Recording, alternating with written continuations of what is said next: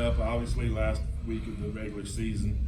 Just, take us through, the thoughts of going into it. It's an exciting time of year. We have a lot of work to do. We play two really good teams on the road, and, we got to figure out how to get in the tournament. And the only way that you can for sure get in the tournament is to win basketball games. And so, we got two tough ones this week, and got to figure out how to win some games. I know you're going to tell the team not to and the coaches not to, but how tough is it going to be just not to look at the standings or results during the week and, in between games? Well, I think it's just calm. I mean, it's human nature, David. I mean, it's, players look at standings and, trying to figure this out and that out and seeds and all that. And that's the great part of, being relevant. And I think one of the first things you need to do when you're building a program is to become relevant. And I think we've become relevant. We obviously want to take a couple more steps here.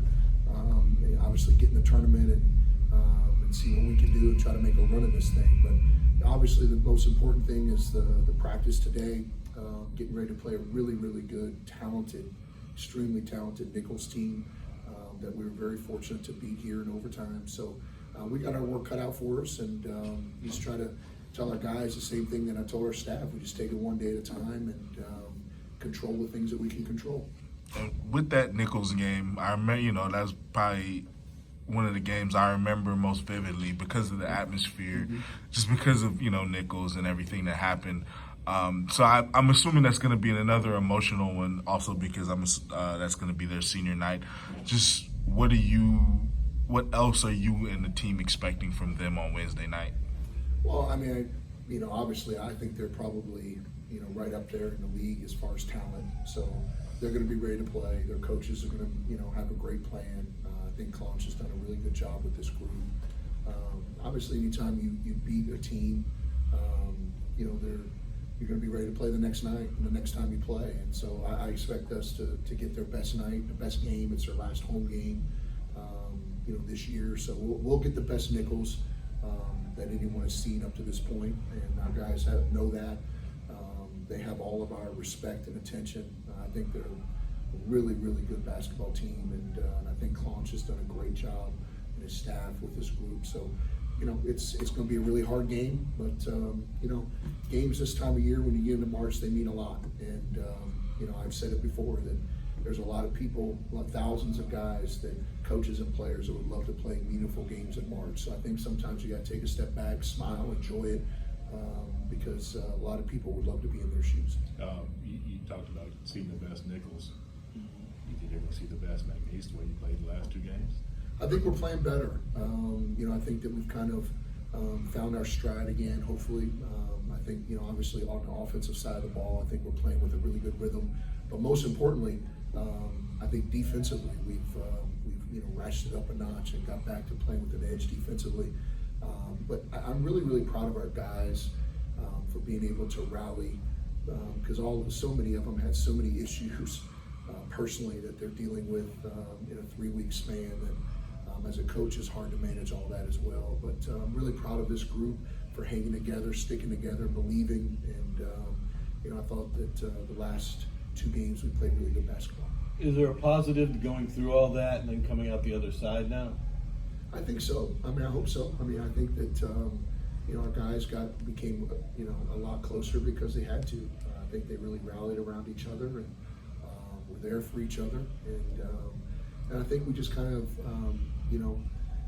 just got back to having a little bit of fun and understanding that and how lucky and fortunate we all are. Anytime you go through adversity, in life, and I talk about this all the time with our guys. Anytime you go through adversity in life, you have an opportunity to lay down in the fetal position and feel sorry for yourself, or actually take a real inventory of all the things that are great in your life and the blessings you have. And one of them is being able to be on a really good basketball team and a chance to play Division I basketball and a chance to play in conference tournaments, and all those things are things that there's millions of young men out there that would love that opportunity, and there's millions of coaches that would love the opportunity too. So I think Jim, we just kind of really rallied around each other and stayed positive throughout the adversity. And and I'm really proud of our guys. I think that they've hung in there, and I think we're playing good basketball right now. Coach, you mentioned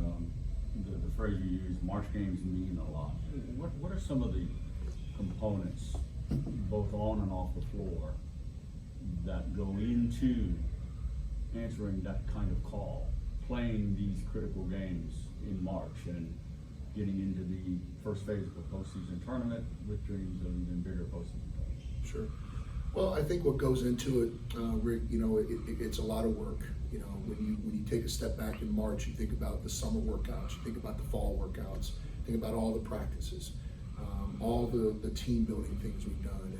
And it all comes down to, a couple days or a couple weeks in March that really determine, how your season ends up. And I think you always draw back on the work and the preparation that you've done as a team. I think it's important to be fresh, both mentally and physically right now.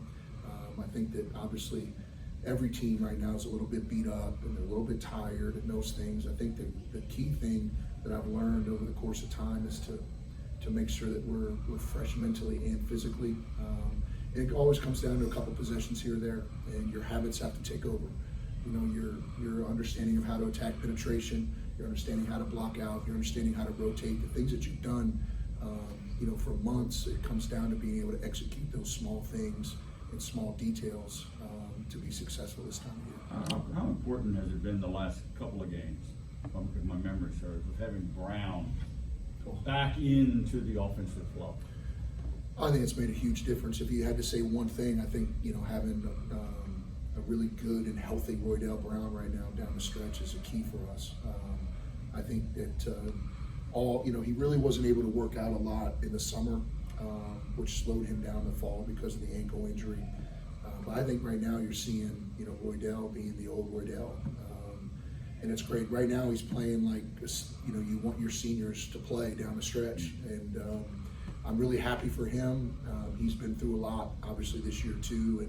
But for him to, last two games in particular, to, get his confidence back, I think, and get his offensive rhythm back, really makes us a better basketball team, and it makes us different.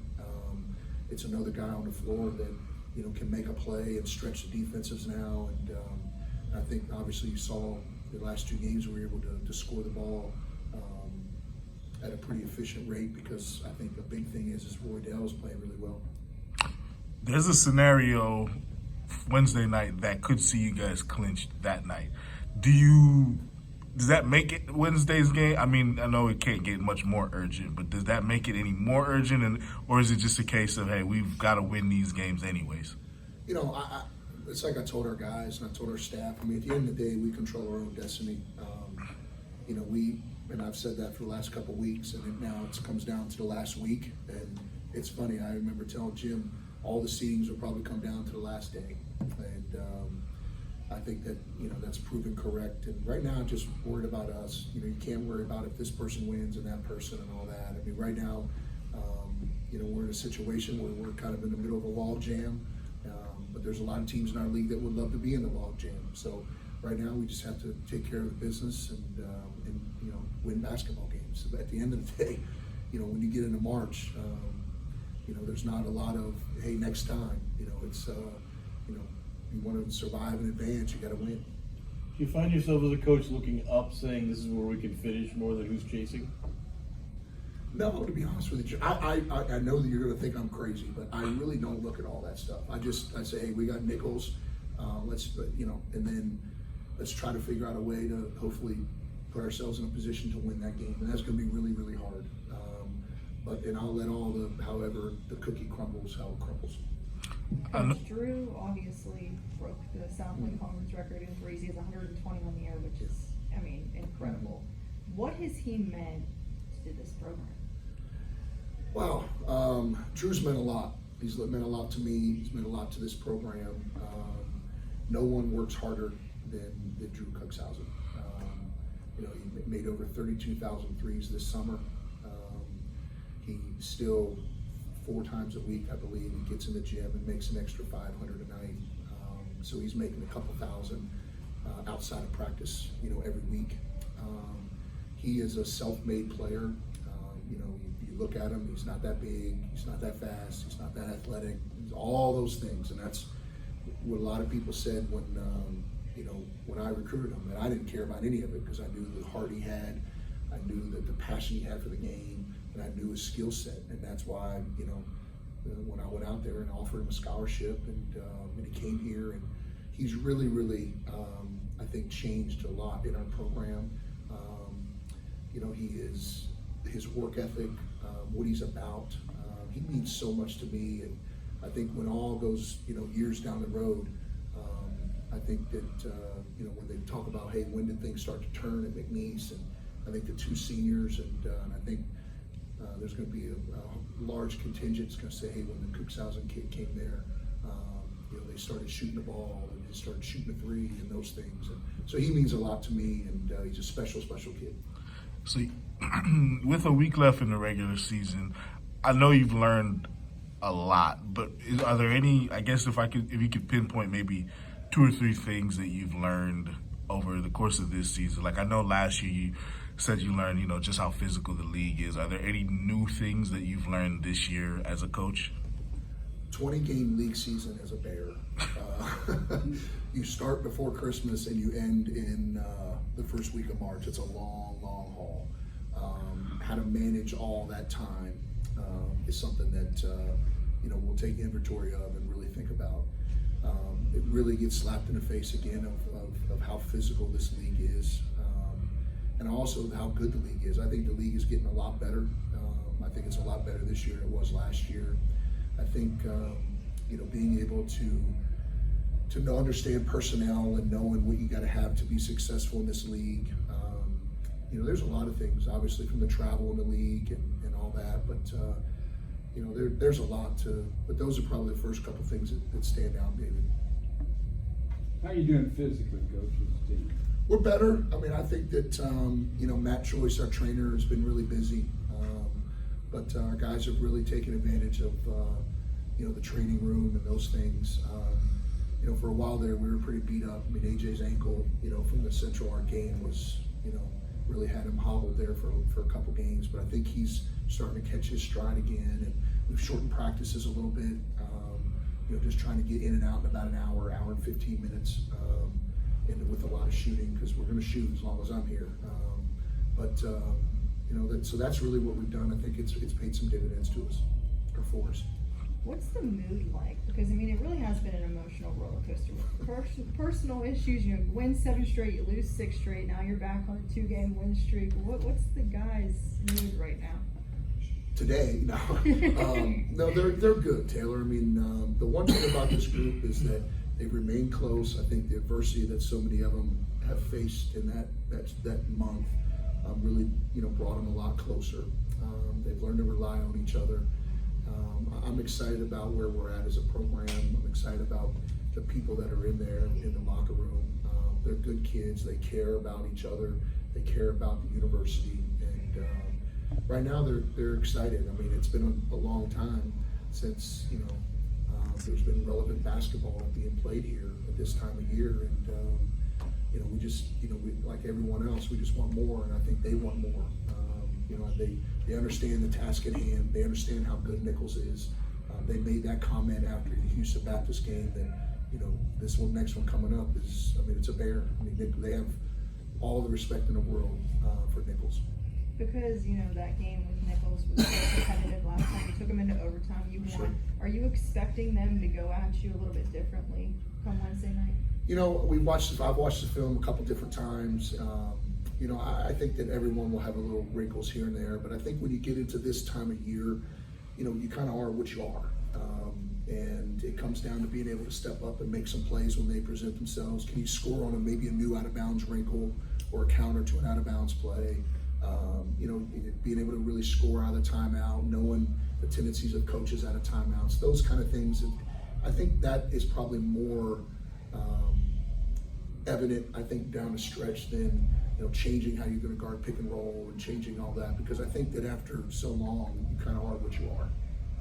Kind of a general question, but it seems like basketball coaches generally Crazy.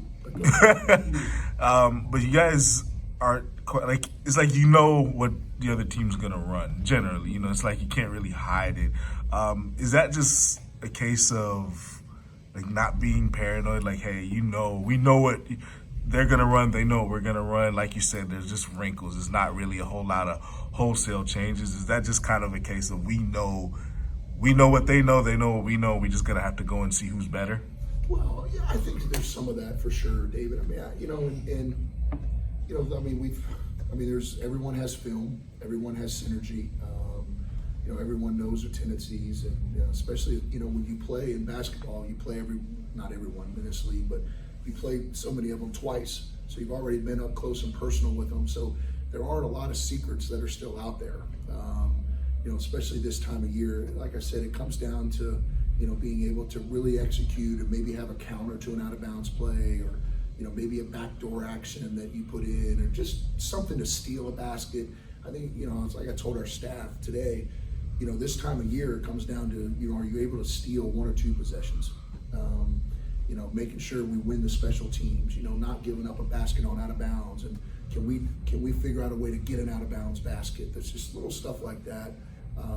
Because you kind of are what you are, and the meat and potatoes, everyone knows what the meat and potatoes are, and what does Nichols do after they run a play? What does their offense look like? All that stuff I think is everyone knows that about each other right now. I think it comes down to guys stepping up and making a play, and to be honest with you, does the ball bounce your way once in a while? I mean, I've been doing this a long time, and sometimes you just get a little bit lucky and the ball bounces your way, and sometimes you get a little bit unlucky and the ball doesn't. But all you can do is prepare. Put your guys in the best position possible, both mentally and physically. I think that's again the thing I've learned over the years is you want to have fresh minds and fresh legs more than anything else. The other thing I've learned too, to go back to your first question too, is, and I tell our guys this when I recruit them, is I would rather have a better player at the end of the year than a better play. I don't know if a play is going to win the game at the end, but a better player will. And so we really try to spend time throughout the year on skill development, getting guys better, whether it be their left hand or finishing this or just individual skill. I really believe that the play doesn't win the game, the player does. Coach, you think if you win the last two, Shamarcus is going to be your offensive player of the year in the South Carolina? That's for you media guys to figure out. Ron, I have no idea. I know Shamarcus is a monster. He's had a player of the year type of year. Like I said before, I'm trying to petition the NCAA to give him one more year since he's only 21 and see if he can come back for another one. But I don't think I'm going to win that. But no, he's had a great year, and whatever comes from that, I have no idea. But he's going to have a special career after this too. Yes. All right, Coach. Appreciate